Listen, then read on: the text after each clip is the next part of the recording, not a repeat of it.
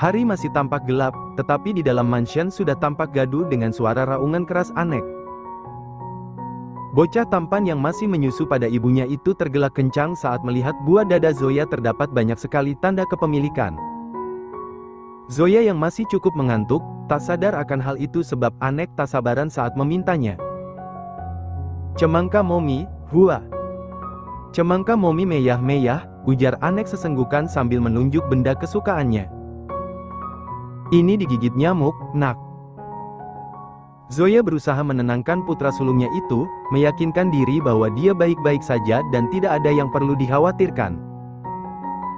Namun, Anek kecil tetap tidak percaya. Dia semakin menangis kencang, karena merasa kasihan pada Zoya. "Lamutna Natal, cemangka Momi dididit." Zoya terpaksa mengangguk, sementara Ken yang saat itu sudah bersiap-siap ingin membuat serangan fajar, harus berimbas pergi ke kamar mandi. Sebab rencananya gagal total. Bahkan akibat ulahnya semalam, membuat Anek mengamuk di pagi-pagi buta begini. Mulut kecil Anek menganga dengan air mata yang sudah menderas. "Cakit ndak?" tanyanya sambil menatap nanar, benda yang kerap dihisapnya terlihat sangat mengenaskan. "Tidak, sayang. Nanti dioles obat juga sembuh kok." "Api mau minda ginggal kan?" Astaga. Pikiran bocah tampan ini benar-benar menakutkan. Anek sampai berpikir Zoya akan meninggal hanya gara-gara tanda kepemilikan buatan Ken. Zoya segera menggeleng menepis semua pikiran buruk yang ada di otak Anek. Wanita beranak 5 itu pun mengusap air mata yang mengalir deras di pipi gembul Anek yang memerah. "Tidak dong. Momi kan mau menemani An sampai besar." Anek menarik ingusnya yang hampir jatuh. Sementara bibir mungilnya masih bergetar-getar. "Canci ya. Kalau gitu kita dokter aja." "Momi tidak apa-apa, nak. Tidak ada yang perlu dikhawatirkan." Kekhawatiran di mata Anek begitu jelas terlihat. Pria kecil itu mengusap hidungnya yang sudah sangat memerah. Lalu memeluk erat tubuh Zoya. "Momi." Apa, sayang?" Anek menengadah, menatap ibunya yang senantiasa tersenyum. "Api anboye mimik dak?" Mendengar itu, Zoya semakin terkekeh, merasa gemas dengan tingkah putra kecilnya. Dia jadi punya pikiran usil untuk mengerjai Anek. "Tidak boleh, sayang. Kalau An mimik nanti mominya sakit," ucap Zoya sambil menyentuh ujung hidung Anek menggunakan jari telunjuknya, membuat wajah Anek semakin layu seketika. Pria kecil itu merajuk dengan bibir yang mengerucut. "Cikit aja, ndak boyeh." Pintanya menatap sang ibu dengan bola mata berkaca-kaca. Zoya menggeleng cepat, memberi penegasan bahwa Anek tidak akan mendapatkan apapun pagi ini. Bibir Anek bergerak ke sana kemari, dia sedang berusaha menahan tangis. "Ya utah, Anda mimik ya. Api momi tepet tembuh." Suara pria kecil itu terdengar penuh getar. Anek memalingkan wajah, lalu air matanya tiba-tiba berjatuhan begitu saja. Zoya yang merasa tak tega, sekaligus puas mengerjai putra sulungnya langsung mendekap tubuh Anek. Wanita beranak 5 itu terkekeh sambil menciumi leher anaknya. "Boye kok, An boye mimik," ucap Zoya menirukan gaya suara Anek, lalu membuka dadanya yang begitu tumpah ruah. Saat itu, Anek tak langsung mengikuti apa yang menjadi keinginannya, dia malah menatap Zoya kebingungan. "Ayo An mau mimik nggak?" tanya Zoya, melihat anaknya yang bergeming dan terus menatap pucuk dadanya dengan menelan ludah. Dia tahu Anek sangat ingin, tetapi pria kecil itu takut dirinya terluka. Alhasil Zoya sendiri yang menyodorkannya pada Anek hingga pucuk itu menyentuh ujung mulut. Anek mengangkat wajah dengan ragu-ragu, dia berkedip seolah bertanya pada Zoya, benarkah dia boleh menghisapnya? "Boyeh." Zoya mengangguk dengan senyum kecil. Tanpa segan lagi, Anek langsung melahap apa yang menjadi kesukaannya. Zoya terkekeh gemas, lalu mengecupi puncak kepala Anek dan membawa bocah tampan itu untuk berbaring.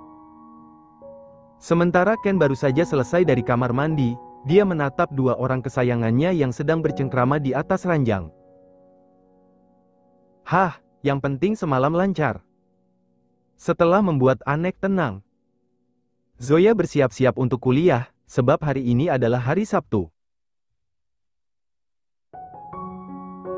Dan tugas untuk menemani anak-anak akan dilimpahkan pada Ken, karena semenjak Zoya kembali berkuliah, Ken pun mengambil hari libur Sabtu dan Minggu. Nanti jaga mereka ya, sayang, ucap Zoya sebelum melangkah ke arah kamar mandi. Ken mengangguk dan lebih dulu menahan Zoya. Ken menangkup satu sisi wajah wanita itu, dan kembali melabuhkan sebuah ciuman. Rasanya tidak akan pernah puas jika menyangkut tentang istrinya. Namun, sayang semenjak kelahiran baby ABCDE, Ken sudah tidak dapat bebas lagi. Karena banyak kendala yang harus dia hadapi saat mereka ingin bercinta. Tak hanya Anek yang suka ribut tentang semangka. Akan tetapi El juga terkadang tak ingin berbagi dirinya dengan Zoya. Ataupun ketiga putranya yang suka sekali bermain di kamar utama. Setelah kepergian Zoya, Ken keluar dari kamar untuk melihat kelima anaknya. Anek sudah tertidur kembali, sementara yang lain ada yang sedang digendong oleh babysitter. Bi udah bangun? Tanya Ken sambil mengusap lembut kepala putranya itu, membuat Bi mengangkat wajahnya. Dedi, panggil Bi, bocah tampan itu mengulurkan tangan ingin digendong oleh sang ayah. Tanpa pikir panjang Ken langsung menangkap tubuh gembul Bi yang hanya memakai pamper. Baju Bi mana? Kenapa tidurnya tidak mau pakai baju? Bi meletakkan kepalanya di bahu kekar Ken. Dia terlihat lemas sebab baru saja bangun tidur. Bi eyah. Ndak enyak. Oh, Bi gerah. Kan sudah pakai AC, nak. Esnya yucak, dat. Mendengar itu, Ken terkekeh. Sebab dia tahu sang anak sedang beralibi, agar argumennya tidak dibantah. Bi memang memiliki kebiasaan yang lain pula, hampir setiap tidur pasti bajunya dibuka. Entah itu sebelumnya, maupun pas tengah malam, di saat semua orang tidak melihatnya. Ya sudah, kalau begitu kita mandi aja ya. Supaya segar. Mommy juga lagi mandi tuh di kamar. Bi dengan cepat menggelengkan kepala. Ndak au, bocen, dat. Terus maunya apa? Udah-udahan, Dedi yang adi udahnya, jawab Bi sambil mengangkat kepala. Bola mata bocah itu berbinar lucu. Karena merasa gemas sekaligus yang lain juga masih tidur. Akhirnya Ken menyetujui, dia menyuruh Rati untuk menaikkan Bi ke atas punggungnya. Oke, Bi pegangan ya, ucap Ken sambil memegang kaki sang anak. Bi terkekeh keras, dia menjambak rambut Ken selagi ayahnya itu mulai merangkak mengitari kamar. Hehe, tepetan yayinya, dat, seru Bi dengan gelak tawa yang membuat siapa saja pasti ikut tertawa pula. Sementara pegangan tangannya semakin terasa kuat, membuat Ken sedikit meringis. Bi, rambut Dedi jangan dijambak, ucap Ken, tetapi pria kecil yang sedang seru-serunya bermain kuda dengan sang ayah tidak peduli dengan ucapan Ken. Bi malah semakin terkekeh dan ajol-ajolan di atas punggung Ken. Hingga suara kebisingan itu membuat Choco, dia ikut terbangun pula. Lain dengan El yang hanya menggeliat-geliat saja. Kedua bocah itu langsung berdiri di pinggiran box dan menatap ke arah Ken dan Bi yang asyik bermain. Dedi. Panggil mereka berbarengan, lalu merengek meminta turun. Tai, Choco au uyun. Choco terus merengek dengan mengulurkan kedua tangannya minta diangkat. Tari langsung sigap, dia mengangkat tubuh gembul Choco, dan pria kecil itu langsung berlari ke arah ayahnya, sama halnya dengan De yang tak mau kalah. Kedua bocah tampan itu saling berebut untuk naik duluan. Choco uyu. Bocah tampan itu sudah memegang leher Ken. Akan tetapi ditepis oleh Desi Kutub Utara 2. Alhasil mereka adu badan. Membuat Ken ketar-ketir. Hei, boy. Jangan berebut. Suara Ken sedikit keras, tetapi tak dapat memisahkan dua bocah tampan itu. Rati turun tangan, Dia hendak menarik De, tetapi bocah tampan itu lebih dulu mendorong Choco hingga kakaknya itu terjungkal dan langsung menangis kencang. Hua! Atit, Dedi, adu Choco sambil tergelak. Melihat itu, Tari mencoba untuk meraih tubuh Choco, tetapi langsung ditepis oleh bocah tampan itu. Auh, Atit payah Choco, Dedi! Teriaknya sambil memegang kepala, berharap Ken segera menghampirinya. Ken segera menurunkan Bi, tetapi bocah tampan itu juga menolak. Bi turun dulu, nak. Nda au, Bi eyong Dedi. Choco tama momi acah. Ken menghembuskan nafas panjang. Dia menatap Choco yang semakin mengusap di lantai, sementara De terlihat bergeming saja sambil mengepalkan tangannya. Alhasil karena tangan Ken hanya ada dua, dia menggendong Choco lebih dulu. Jagoan Dedi jangan menangis, kan kuat. De juga pelan-pelan tadi dorongnya, karena nggak sengaja ya. Ken berusaha mendamaikan keduanya. Ndak, De doyong Choco teyas, Choco auh, Atit, Dedi, adu Choco sambil sesenggukan. Sedangkan De sudah menjep-menjep, bibirnya mengatup dengan kedua tangan yang menyatu di depan dada. De, sama Nani sini, ajak Rati, tetapi bocah itu bergeming. Lalu detik selanjutnya De malah berlari keluar kamar. Dan tiba-tiba terdengar suara De yang berteriak kencang. Dedi, ndak ayang De. Denda dieyong ayah Choco kamabi.